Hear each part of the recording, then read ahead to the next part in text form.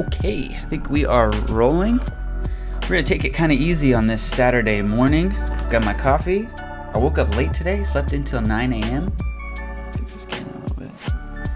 And yeah, we're just gonna make sure this is recording real quick. I'm treating this like a live stream. We're going easy today. So first thing, let's look at the Safemoon price right now. We're sitting at 0.3058. Looking at $230,000 in volume in the past 24 hours. In the past 5 minutes, $350 of volume. So that's probably three buys. 3 sells, $350 in the past 5 minutes. So that is pretty low. Pretty low right now. And Swap and Evolve has purchased 26 million Safemoon worth $15,000 today. $15,000 today. So we can see over here on Gloobis that our Swap and Evolve progression just flipped over again. Now on count 15, and we are about 1/20th of a percent of the way down on our next one. So those are still going. We're seeing more and more buys, which is great. Bitcoin over here is sitting at $21,080, down 0.5%. So Safemoon is still kind of hovering. I mean, Bitcoin is still hovering on that $21,000 mark, which is okay. I mean, hopefully that we're not going down. My prediction was that we were going to hit that 15,000, but it seems like we're kind of fighting around this range pretty strongly. I think we've got a pretty strong support level right there. So we'll kind of see what happens with that. You can see in the 1-year range we're down 39.2%. In the 14-day range, we're down 27.6% on Bitcoin here. So hopefully we're seeing things turn around a little bit. Here we had something interesting from Mr. Adult talking about the card delay. He said, "We are there with you. Nobody wants to bring less than awesome news to the family. We are also excited because of why. It was a tough call and an easy call to make at the same time, and we'll be putting a video out in the coming week or two that dives deeper into the good stuff. As people realize just what is at play here, I suspect it will make it all feel worth it. Keep in mind, the Q2 date was also a date given by the old team, who also had no visibility that this new tech would get here / be ready around this time. That's innovation for you. We're still going to have this stuff into hands soon. In the meantime, we're going to jam together." So, yeah, it is what it is. We're waiting on the wallet, and I think that's totally fine. I think it's great that they're making it even better and more competitive against other products. So that is exciting, and I think there's going to be delays no matter what. We can see from this post over here in the Safemoon lowdown from Vico here. He said, I've been with Safemoon since launch week, and over time I've become more confident in the vision, which is now very clear to me. Truth is, the tech industry will always experience delays for various reasons, including security. This is expected. So we have this article from iMore. They say you can expect some.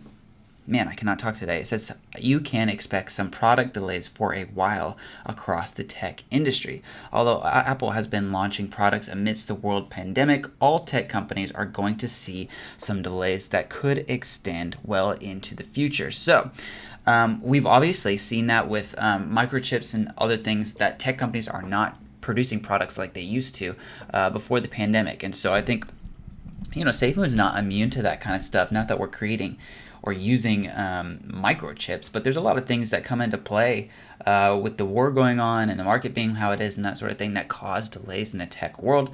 And I'm not saying that is exactly why the wallet is being delayed, but just this is an industry where there's a lot of delays, and we can see that a lot of people are experiencing delays around this time, except for Apple apparently. And yeah, so we've got some delays, and I think it's okay. The team is still working hard, and I think it's great that they're leaning into the community more, so that they're letting people know that they're not running away from the project. And I think that's probably like an intentional decision, that they're leaning into the community more, so that when they announce that the card's not coming out, we're not like, oh, they're giving up on the project. So we know that they're still there, they're still present, they're still passionate about the project and making things happen.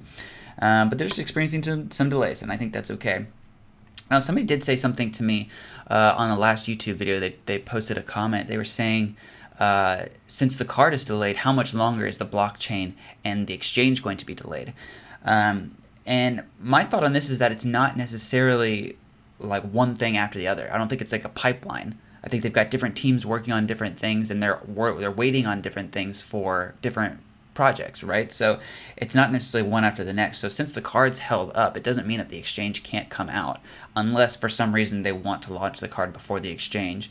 But they never said that they necessarily wanted to do that. So I think the card can still come out, or the exchange can still come out before the card, and things would be fine. So I don't think we're necessarily being held up on other products that Safemoon is working on, because I think there's other teams that are at play and different patents that they're waiting on and different teams that they're waiting on and that sort of thing. So ultimately, I don't think it's going to hold up the other products that much. Down here we have another post here from Mr. Adult that I thought we could read through. He said, "I'll try to clarify the date of the card arriving in Q2 was provided many, many months ago. At the time," and I think it was back in January, I'm pretty sure it was January when they talked about that date. "At the time, that was the aim and objective. It remained so until very recently, too. At the time, nobody making those plans and decisions would have known that this new security tech was going to be on the table around the same time. Since then, the security tech has picked up pace when it comes to integration into our wallet technology via a separate team. It picked up even more steam recently, some weeks back when we knew it might be ready, but couldn't make the call at that point. Then it got to a point of a company-wide working version just last week. Everyone was blown away.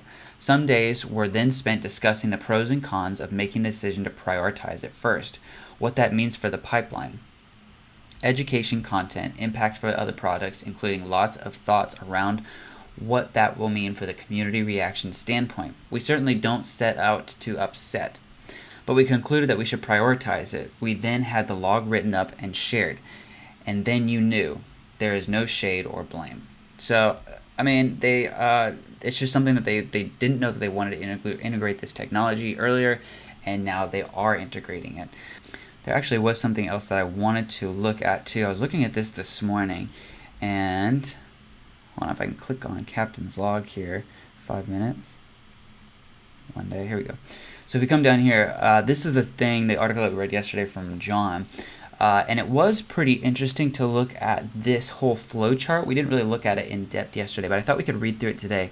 Specifically, I thought this node down here was interesting, where it says introduction of referral and rewards programs activate social sharing. So that node specifically showed me that I think they are going to integrate some rewards programs into the Safemoon card, which is actually pretty huge. But I think they're going to get the community feedback first before integrating some of that kind of stuff, so they know it's exactly what we want.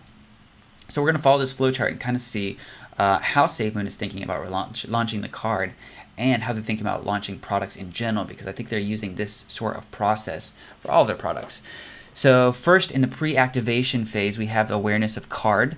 That moves to customer seeks more information about card. Then customer signs up for pre-launch waitlist. Then customer patiently waits for card availability. Customer then notified that they're eligible to apply for the card. Customer provided with a link for the application. And then the KYC process begins. User provides all info. And then there's the decision. So we do have a KYC process that's going to be happening, and that's a whole other system that Safemoon has to put in place as well. So after the decision, it says no, request to complete impossible customer success interaction, or yes, given access to account number and wait for physical card to arrive. Then in the setup phase, we have customer receives and activates card, and then customer manages card in the Safemoon wallet. After that, prioritization of crypto assets and spending in wallet, so we know that we can prioritize different cryptos that we want to have in our wallet, the order that we want to spend them, if at all. We have customer uses card, and then customer may also sit on activated card without using it, waiting for value of crypto to change. So it's great that they put that in there. We know that Safemoon has this on their mind as well. They know that there's a possibility that we might not want to spend our Safemoon on the card or crypto on the card because the market's down, right? I mean, they're not stupid, they're right? So cardholder state life cycle. So here we move into Safemoon reaches out to cardholders for feedback. Customers provided with opportunity to have an issue resolved or additional services offered. New feature requests are received by team and reviewed. Safemoon informs cardholder community of roadmap change for service. So they're already planning on, after the initial launch of the card, to get feedback from the team and then roll out another roadmap of new releases for the card to improve it even more. Card holders see the impact of their voice. And then down here in the evolution and future proofing of experience phase, we've got advocacy of card is the opportunity for referrals and reviews. Then send to periodic thank you letters for patronage. And then introduction of referral and rewards programs and active social sharing. So that is massive. So rewards programs would be huge on this. We know that Binance does that. They have a rewards program. When you spend, I think you get 6% back or something like that, cash back. I don't know if it's that much, but I know a lot of cards do that.